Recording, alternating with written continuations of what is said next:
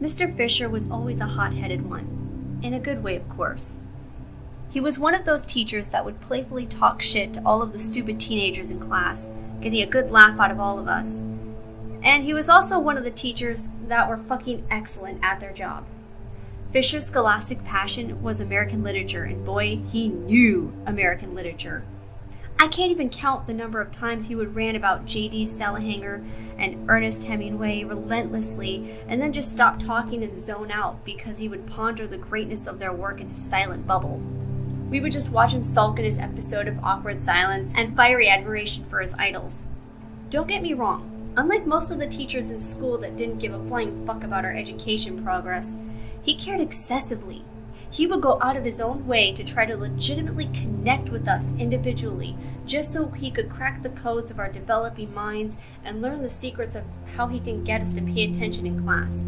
He was a great teacher, and not to be bold, but I was a great student. I was his favorite student.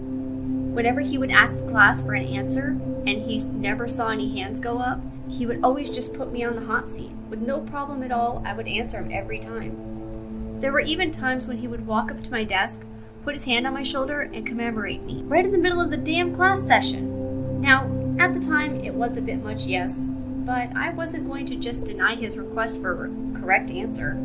The only thing that I was ever concerned with in the class was that he made everything super hard. We would have to study things that we never even got close to becoming attached to in the class. The tests were impossible, his homework assignments were too long to the brink of impossibility, and his grading system was complete bullshit. His fucking grading system. He would grade all assignments, all quizzes, all tests on an entire class average. So whenever there was a majority of below 50% scores, that was what the entire class as a unit would get. He believed this tactic was brutally fair.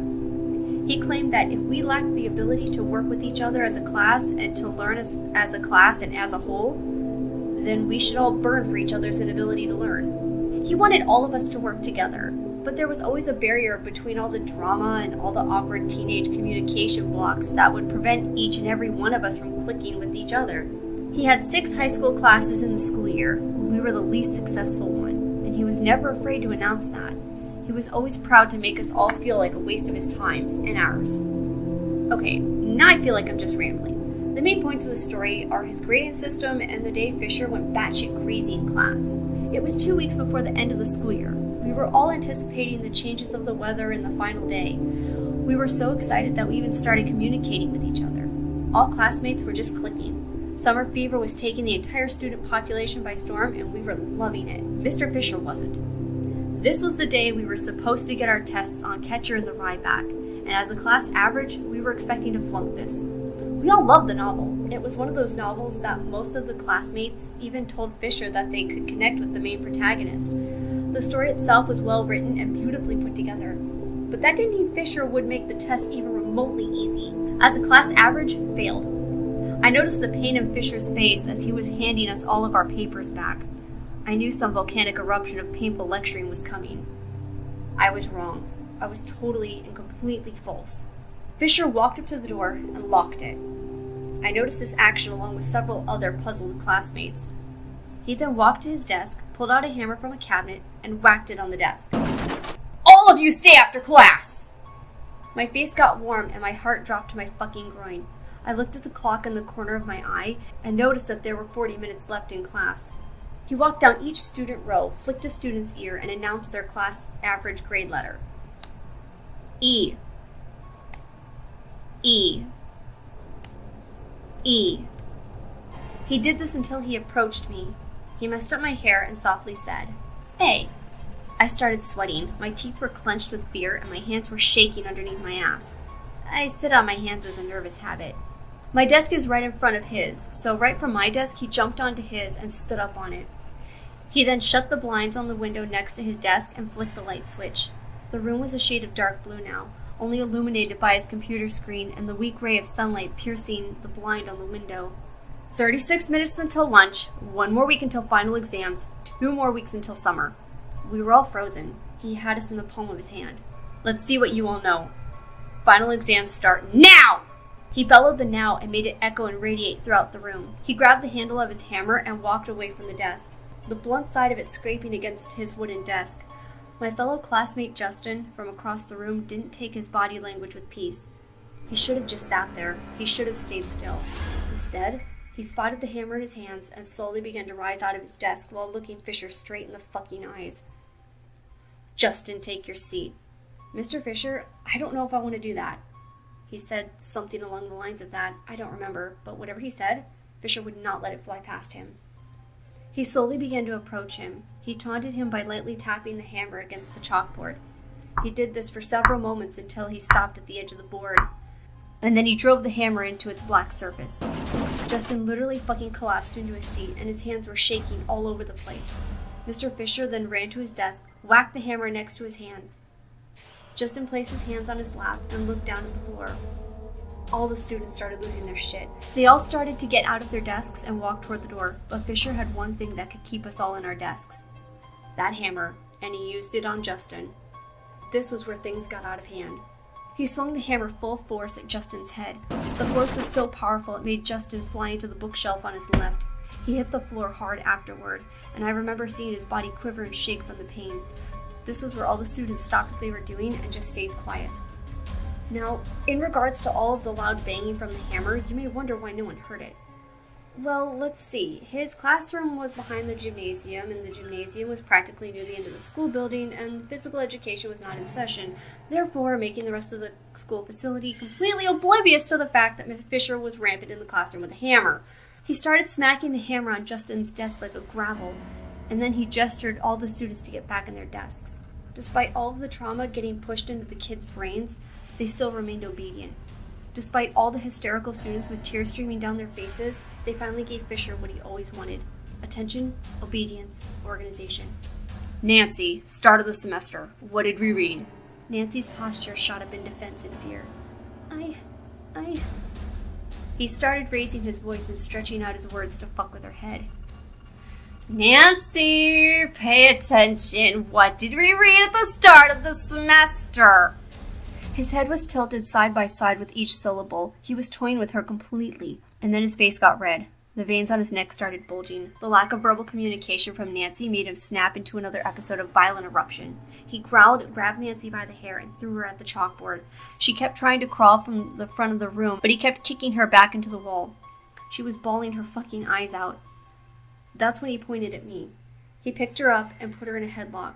She was struggling, but it was pointless. He had her neck in one arm, and the other arm was extended towards me.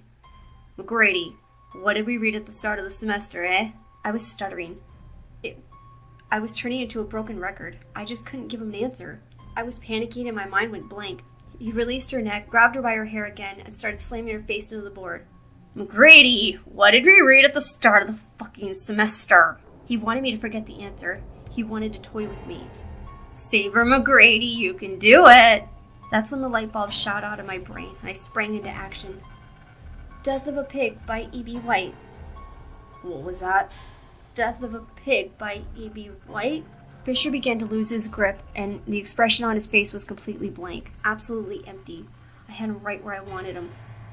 And then he let out a sigh until the evil smirk stretched across his face, and that's when he opened his mouth and slowly said, "The Minister's Black Veil" by Nathaniel Hawthorne.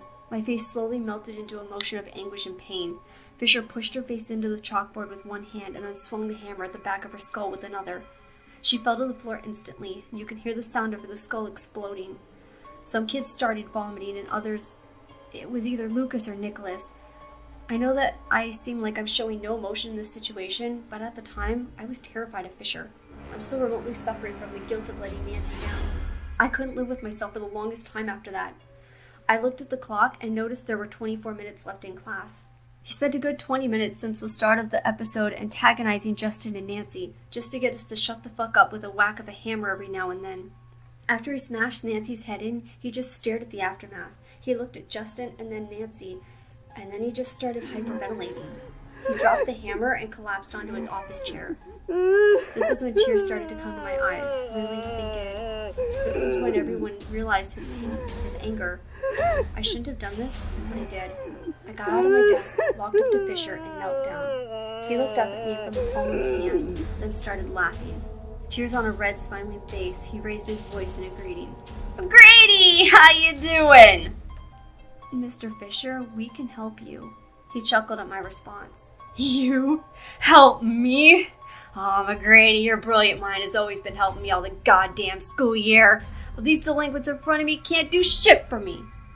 "Mr. Fisher, listen." "Shut the fuck up, McGrady." He then shoved me into his office chair and then picked up his hammer. "Well, class, 18 minutes left, and look what we've accomplished."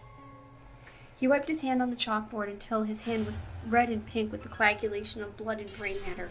He then walked up to the kid in the back, I think his name was Eric, and then grabbed him by the hair and pulled his head back and then smeared the substance on his face. Fisher wasn't angry. This was the most calm I've ever seen him. "As a class average, you're all fucking failures. Except McGrady here. Learn from him. Because he won't be dying today. Although some more you will." He laughed, stopped walking, and then looked to his right. "How you doing, Beaker?" Abruptly, swiftly, and carelessly, he swung the hammer to the back of his skull. The students were going insane, literally. Fisher's own insanity was radiating throughout the room and entering the mind of his students. Kids were crying, shaking, and frozen in absolute shock. But what concerned me was not a single one of them tried to leave. I didn't look at his spree of hammer swings, but I could hear it. I sat there until 5 minutes remained in class. Throughout a period of 13 minutes, there were 6 whacks. I don't know who. I don't want to know who. All I know is that Justin and Nancy didn't make it. 2 people died, and I killed one of them. And yes, I absolutely blame myself for Nancy to this very day. The bell rang, but all the students remained in their seats staring at Fisher. And then suddenly, with a perverse smile, he said, "Class dismissed."